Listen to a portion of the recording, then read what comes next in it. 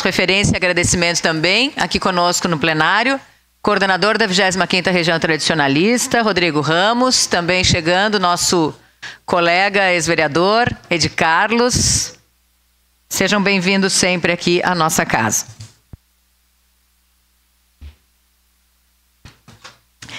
Com a anuência dos líderes, esta sessão ordinária abre espaço de 5 minutos para a manifestação de representante do projeto Inspirar 365, Muito Além da Corrida.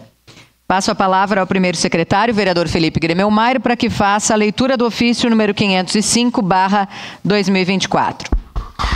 A bancada do PSDB, por meio de seu líder, que o presente subscreve, com a anuência da maioria dos demais líderes de bancada, solicita o espaço de acordo de lideranças na sessão ordinária do dia 9 de julho de 2024 para o projeto Inspirar 365, Muito Além da Corrida, representado pelo senhor Alexandre Silvestrin, ultramaratonista e profissional de educação física. Vem assinado pelos vereadores Omir Cadori, Clóvis de Oliveira, Felipe Gremelmaier, Zé D'Ambrós, Juliano Valim, Rafael Bueno, Renato Oliveira e Ricardo Zanquim. Era isso, senhora presidente.